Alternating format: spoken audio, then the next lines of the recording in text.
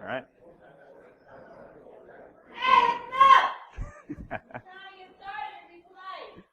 Thank you, Taz. All right. Hi, everyone.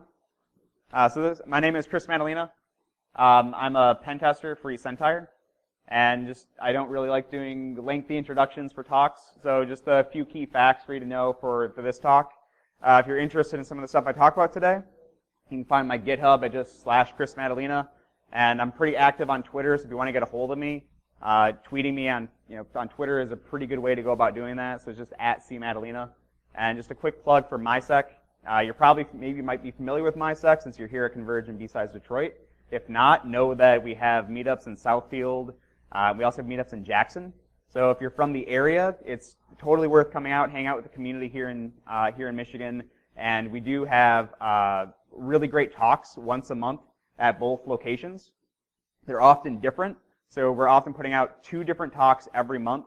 And we do post those. We actually live stream them, and we'll post them on the MySec Group YouTube channel.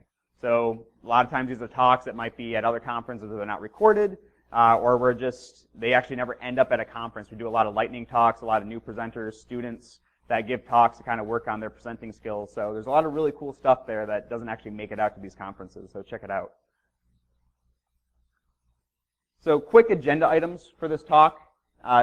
I want to talk about how you can create your own tools and try to encourage you to kind of get your hands dirty, a little bit of do-it-yourself business. And we're going to talk about making sure you understand code before you run it, and we'll talk about why if that's an unfamiliar concept. And also just making sure you're not reinventing the wheel, you're actually improving and enhancing stuff that already exists and working with other developers on their tools that already exist that you can work on as well. And then also working on making your own toolkit and actually assembling your own toolkit that you use for automation or things at your job. So the first step when you're going to make a tool or when you're trying to work with a new tool is understanding how that tool works. This applies to everything. It applies to an interpreter and Nmap, things you might use every day. And I know there's a lot of blue team people here. A lot of my examples will be red team focused because that's what I use every day.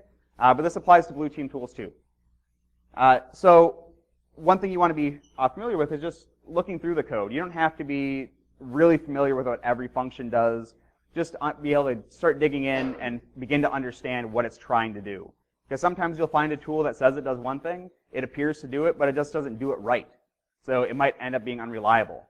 If you can understand the tool, you can understand how it might break and how it actually works.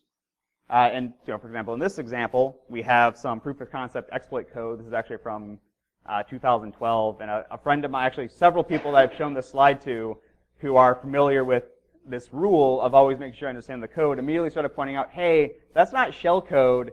There's a bunch of spaces in there. This is just ASCII text. Well, they're right. If you actually were to print that out in ASCII, it's a nasty command to try to delete whatever your root drive is on your computer. So if you're on the red team and you're working with proof of concept code, know that sometimes this gets snuck in there and it's not friendly. But also there might be tools that don't intend to be unfriendly that can just do bad stuff. So we want to make sure that we understand the code from a security standpoint and also so that we know what it's actually doing on our system. The second guideline is actually improving and fixing. We don't want to reinvent the wheel. So this is a really great way to avoid reproducing effort that's already been done and maybe done better than you can. But also it's great for learning. So take a tool that you already use, dig through the code, understand it, and if it's not doing something that you like or it's not doing it in quite the right way for what you need, you can probably make modifications to it. You can add an option. And you don't need to immediately jump into, if you take sort of a house renovation as an example, you don't need to jump into building a whole wing onto the house or a garage in the backyard. You can hang a poster. You can do little things to it to improve it and make it so you like it and so that you use it and it works the way you like. And one of the really great things about doing this is we can then submit our changes back to the projects. And especially in the InfoSec community, we have an embarrassment of riches in open source software. There's so much out there on GitHub. The stuff you use every day, like the social engineering toolkit or Nmap, there's this code that is out there that you can look at. It might be beyond you right now, but eventually it might not be. Or there might be code that your friends, coworkers, other people in the community work on. Like I'm going to show you some code today. It's not perfect, but it's tools I'm going to put out there for you to take a look at And you might have ideas on how to improve it. You might know how to do something better than I do, and you can contribute back to my project, just like you can contribute back to any other project you find on GitHub or you hear about on Twitter or at a conference. So number 3, actually making your own toolkit. Eventually you'll get to the point where you're comfortable automating things. You're comfortable actually building out a tool. And this is a really great skill to possess. Because if you think about it, you might periodically see a task you don't want to do. Maybe every Friday you have to do something that takes you like 45 minutes. Or once a month you have to log into every system and install this update or make some change. And you look at it and you think, well, I could automate that, but for me to figure out how to automate it and actually implement it and test it, it's going to be like 2 hours. Maybe it'll take me an entire day, depending on your skill level and understanding. It sounds like a terrible way to spend the day when it's just going to take you 45 minutes to do it manually. But if you think about the way to do it correctly, is actually spend the time, learn how to do it. And then once you've actually implemented it, maybe it takes you an entire day for that 45 minutes time saving, but it's now time you save every week or every month. It's going to pay dividends in the end, and you're going to learn a lot while you do it. And of course, so your reward is you have a better understanding of the tools you use, you have a better understanding of how those tools break, how they can break, why they're breaking. You might actually start to understand the stack traces that you see get spit out, if there's no error handling, and you'll end up learning more about important programming languages that, and what's important to you will change depending on what you do. That might be Python. If you're in the InfoSec community, it probably is Python. There's a lot out there written in that language. But there's Ruby, there's C, there's Go. You can kind of pick your language, what you're interested in, and you can find a project in that language, I guarantee it. So to get started, you can start off really small. You don't have to jump right into the deep end with a big project. You don't have to dive into something like an interpreter and try to understand that. That's unnecessary. You can actually just take a simple tool that you like that requires maybe a little bit of error handling or better user feedback, and I'll actually give an example of this in a minute of how I did it. But you can start adding little things that actually really help out that tool, even though it's a small addition in the grand scheme of things. It really helps out that project, and you get to learn along the way. And as part of that, you can start to learn about Git and GitHub and how that works. It's not as confusing as it looks up front. There's a lot of weird Git commands that look crazy at the start. But really, there's only a few commands that you need to know to get started, and you can start, cloning repositories and editing code and, pushing it back up to GitHub without that much difficulty. And one of the things I want to point out, and actually I was talking to Ben 10 about this last night, and he mentioned that it's a really important idea to stress. You don't have to be afraid of even things like the 4 Kids books. Like No Starch's Python for Kids is actually a really great book. It's pretty short. It's pretty easy to reference if you buy the PDF from the website, and you can do a lot of cool stuff that might get you started. That's especially if you have kids that maybe you're interested in learning Python along with them. There's projects in there like off to the right here, I have a picture of the turtle, which Python has a turtle module that you can draw stuff on your screen, and you can tell it to go forward, turn 90 degrees to the right, go forward. You can draw a square, and the book will walk you through that, and then it'll challenge you. Say, hey, draw other shapes. Like, you can start going crazy. You can add color. You can do all kinds of stuff that your kid will probably love, and you'll learn a lot along the way of how to write some pretty basic Python. Once you start getting involved with GitHub, and I do encourage you to do so, is you get out there, set up a GitHub account, and you can create your first repo. And a repo is it's a repository. It's a repository for anything. That's why it's called that. It doesn't have to be a repository for this one specific grandiose tool you want to make. It can be just where you stuff all your scripts. You could just call it Chris's scripts, and that's just where you put stuff. It's even a great kind of backup solution. If you're on another computer and go, oh, I have this really great script that does this for me on my other computer, you can just go to GitHub and pull it down. Of course, make sure that when you're throwing stuff up on GitHub, it's not a bunch of automation scripts that have like your hard-coded admin passwords in it or something like that. But you can put whatever you want up there. You can even just make notes. There's plenty of stuff you'll find on GitHub. Some of my favorite repositories I have starred are nothing but just like links that someone has put together of really great blogs or posts referencing a certain topic. So you can put anything there, and you can pull it down and update it and push it back up to GitHub just like code. So even creating notes to yourself for things you want to remember on GitHub and maybe share with other people is a great way just to get started.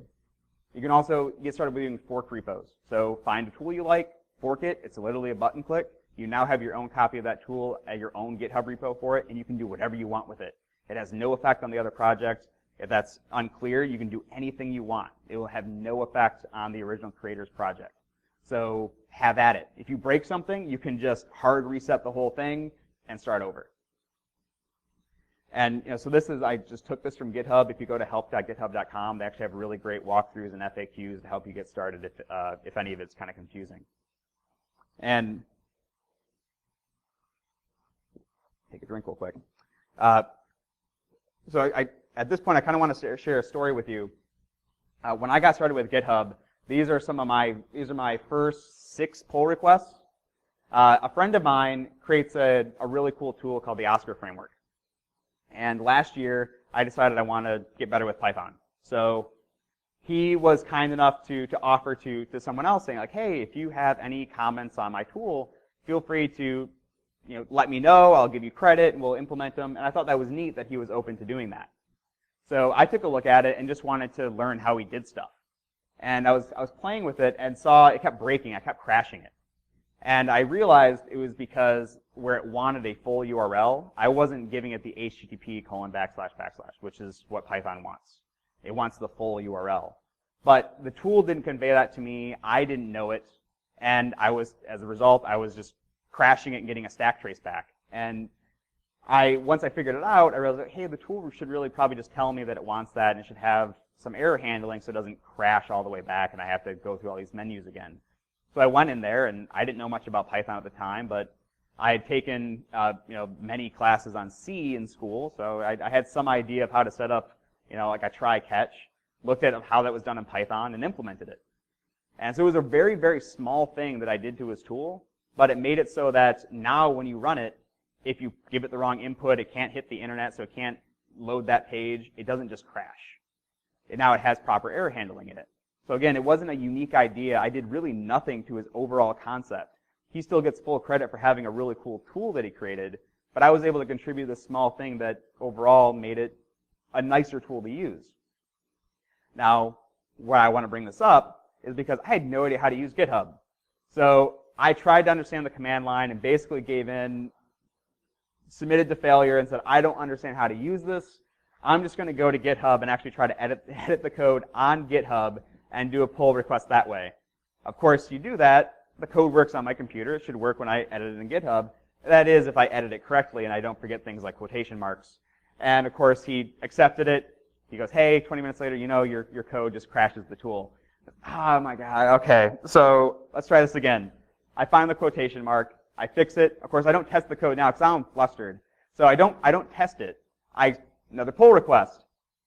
You fixed it, but here's a new stack trace. You broke it again. Like, oh my! So now I run it. I say, oh no, I fixed the next syntax error, and then run it again. Oh, there's a third syntax error. I finally get it all fixed, commit it back to my repo, and do the pull request. And it took about 5 pull requests, with 2 being committed back to his project before we actually finally had working error handling in his tool. But what I learned from that was now I actually understood how to use Git. That gave me a reason to actually figure out why I should do it the correct way. And he was really cool about the whole thing. And at the time, he was just an acquaintance, and we got talking, and we actually became pretty good friends. So it was a great way both to get involved in that project, learn more about Python, learn more about Git, and actually talk to someone that was making cool tools that I liked and used. And what I learned is that it's okay to make mistakes. You may run into someone on GitHub that you try that first pull request maybe, and they just deny it, and there's no comment. Or they say, this is garbage, go away. They're rude, they're a jerk, whatever. They just don't say anything. You never hear back from it. It just sits there untouched. Whatever it may be, they may be busy. They might just not want you committing stuff to their tool. They might be might be an ego thing. Whatever it is, it's okay. Because you can still fork that project, and it can be yours. And you can do whatever you want to it. It has no effect on their project. They can have no effect on yours. You can just roll with it. And if you want to be part of a project, you don't have to be part of theirs. You'll find another one. And so it's okay to make those mistakes. It's okay if someone gets snippy with you on GitHub or something, because you can just do your own thing.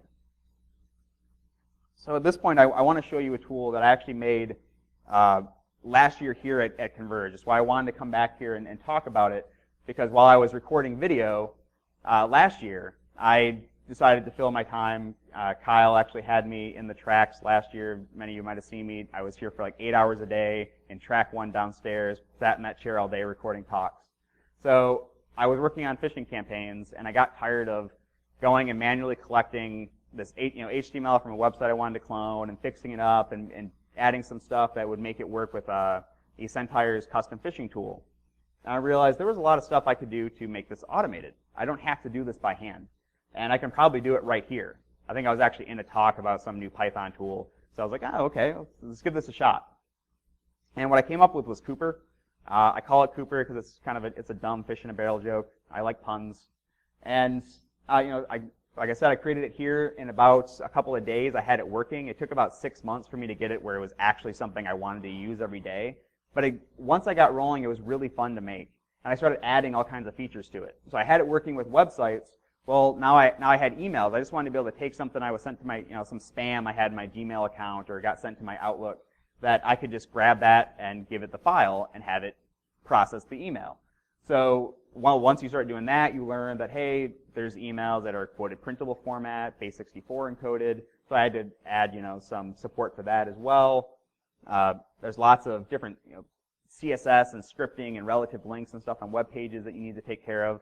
So Cooper, I made it so it does all that for me. And then eventually added other things. I realized that if I didn't want to host an image, I could have it embedded into the web page. You can actually embed images that are base64 encoded. So I looked into Python and realized, hey, I can actually just replace all images with base64 encoded versions if I wanted to. So, or give it any URL and have it change all the URLs in the web page with the URL I give it. And so the reason I did this was because I wanted to better understand how some of the tools that did this, like the social engineering toolkit or GoFish or the others, a lot of times they just do in the background. You give it a link, you say, I want to clone this web page, it goes and does it. I wanted to understand how they did it. And I wanted to automate a lot of that work that I wasn't having fun doing. And this is a really great way to start off a project, because once you have an idea of what you want, you can work backwards. So look at what matters or what remains the same no matter what you're doing every time. That probably means that can be scripted. Because it probably doesn't mean, if you're taking the same action, it doesn't really take human interaction to figure out what you're doing, then you can script that, or you can script some logic into it so it makes the right choice for you. And then look out there, see if there's someone that's already doing it. If it's specific to your job or new to you, or kind of very, very unique to you, it's probably not going to be in a tool already out there, but something might do something like it. And then now that you know what you want, you can work backwards to figure out what are the steps that you need to get there. And so for me, that meant I looked at the social engineering toolkit, Dave Kennedy's tool, because it did what I wanted. And I played around with that before, and I knew it cloned web pages. So I looked at that, and I had some people that I talked to at the conference last year say, well, why don't you just use set? Well, there was a couple of problems with that. It didn't have compatibility with our custom phishing tool. So I was still going to have to go in and manually edit things. And that manual editing is what I wanted to avoid. So I figured I should just probably make my own tool that copies the web pages and makes these changes for me. So for that, I had to go in and actually understand how set worked. And at the time, I had no idea what this did. It took me 5 or 10 minutes poking around in that SRC directory for set until I finally found my way to web attack web clone cloner.py. Oh, okay, pretty obvious, cloner.py, that sounds right. And I was able to hone in on this one chunk of code that made absolutely no sense to me. I didn't know about string formatting at the time. That's what those like %s's are. I didn't know what that did, so it was just a bunch of %s, some commands that I kind of recognized. I had no idea how they worked with a %s, what that was doing. What all these parentheses were, I didn't know what subprocess was, but I understood wget. I knew wget, and I understood some of those options for wget. So I figured, okay, Dave Kennedy uses wget. I'll use wget to get started. And this was basically what I got started with was code that just looked for wget, and if it wasn't there, it would use URLlib. So what set did. So that's what I started with. But one thing that I didn't like was at the time I used a Windows laptop, and I wanted this to be able to run on Windows. And I had wget, but set's code specifically looked for like 4 or 5 locations that you would find wget on a Linux operating system. So it would always fail that first check and go to URLlib. So I wanted to see if I could make it so that it could find wget if it was on my Windows system. So I came up, I had to do some research, and I came up with those couple of lines up top. And I took a bunch of checks, these like 4 or 5 checks that Set was doing, and condensed them into one command. And I was pretty happy that it worked, and that became the core of what Cooper started out as. And I started adding things, like, like I already talked about, like decoding emails. And this is one thing I wanted to call out, because I was talking to someone, I showed them this code, and it's really basic. If you understand it, if you've ever had to decode base64 or anything like that, it's just a Python library. I'm just saying decode this string. That's it. So it doesn't really require this, but I added this to Cooper so that I didn't have to do it before I gave the website or the email to Cooper. But what someone pointed out to me is they said, Chris, this doesn't look like it's going to work if you have a multi-part MIME email because you'll have multiple chunks of base64 and ASCII text mixed in. But if you feed that to the just base64 decode, it'll bomb out because it's not all base64. And that's true. So you have to clean up your code, like I actually say, warning, your output might be messy, so double check and make sure you just have base64 in there. And they pointed out that there's a Python library or module that will actually parse through a multi-part message and decode each chunk individually for me, so you don't have to clean it up at all. And that sounds awesome. I don't really have the time right now to look into that. I plan to, it's on my list, but that's throwing it out there as something you could look into that might be pretty basic, that you could go in and edit this function here and submit it back to Cooper. And I would be more than happy to work on that with you or talk about it. So there's always stuff that we can add, modify and change. So just to have a quick demo. Mostly it's just a couple of screenshots because I didn't want to rely on the internet connection here. But I'll show you some sample output. This is basically what it'll look like if you run Cooper. It's really easy. Give it a P to say it's a fish gate for a website. I chose Zoop.com. The restaurant. I chose their website. -U says I want you to replace links. I want you to complete links with Zoop.com and output it as Zoop. It'll go through, spit it out, and this is what we get. It looks pretty similar. It's almost like a perfect copy, except the only thing you might notice is that I don't have the font that Zoop uses, so the locations and daily menu buttons don't have the right font. But that's all stuff that's pretty easy to fix afterwards, and it might even be possible to fix that before it's output. I just don't know how to do it yet. But for now, it grabs everything, grabs the styling, everything that you would want, and spits it out perfectly. I'll show you a couple of other examples that I made earlier.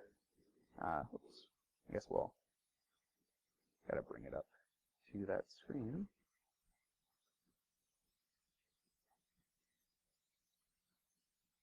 Where is it? There it is. So, for example, if we want Twitter, I just gave it Twitter, and this is what it spits out. Everything it looks perfect. And what Cooper has already done is it's even gone through and it's made the form action. I've just replaced it with link.fishgate as a sample, and that's so right there. It would send it to back to my server if I was trying to steal Twitter credentials. Everything works. It looks just like Twitter. Did the same thing with Facebook. So it's very easy, especially since what we're often working with is, oh my gosh, my mouse back. So what we're often working with are login pages, things like that you might use for phishing. So Cooper is really good, it turns out, at grabbing those really simple pages. And it made my life a lot easier. And at the end, I learned a lot more about Python. I had to try a lot of different things. I tried URLlib, requests. I tried web scraping with Mechanize. I learned a lot with Beautiful Soup. So I had to work through a lot of different ideas. There was a lot of code that was added to Cooper and then removed and replaced and sometimes added back differently.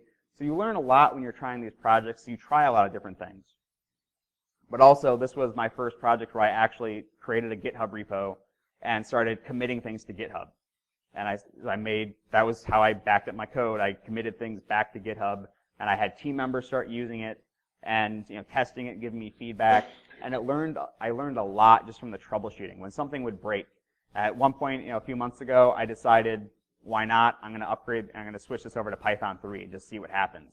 That caused so many headaches. It was actually super easy, but then I'm going through like, yeah, this works. I did it in a weekend. This is Python 3 now. And then actually just last night I fixed, I think, the last bug from Python 3 where something wasn't working, and I noticed that I needed to convert something from bytes. And so it was very interesting. I learned a lot about the difference between Python 3 and 2.7 when I did that. So I'm still working on Cooper. It's still something that teaches me every time I make changes to it.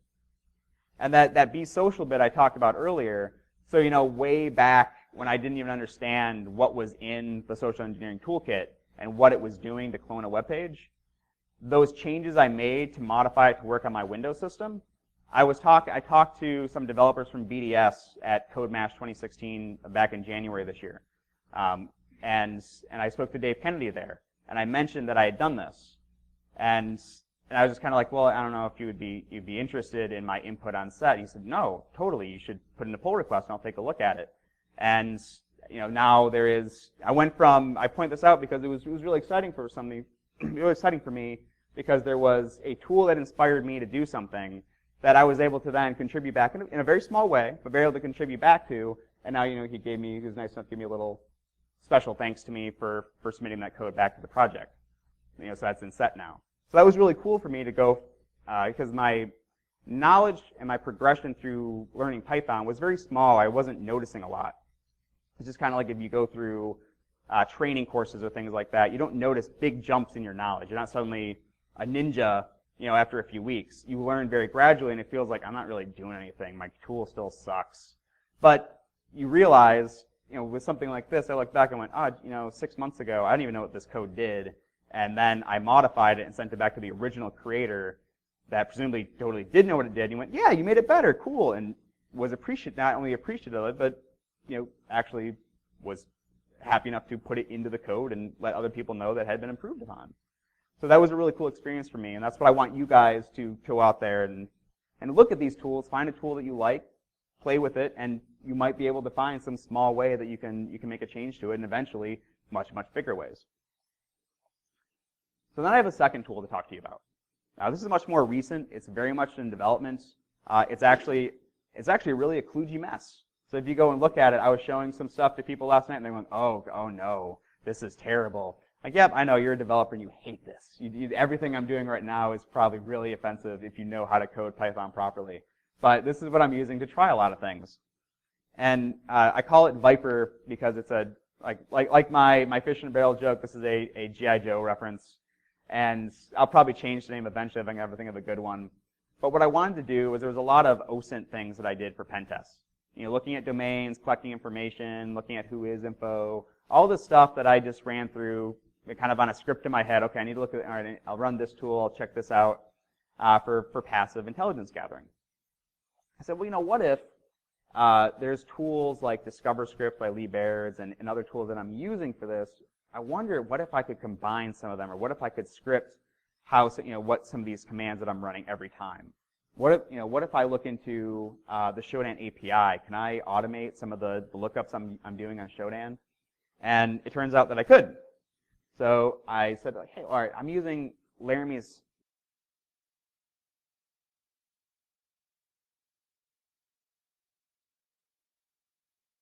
Hi folks, Aaron Geek here. Unfortunately, we had another Avid Media freeze up.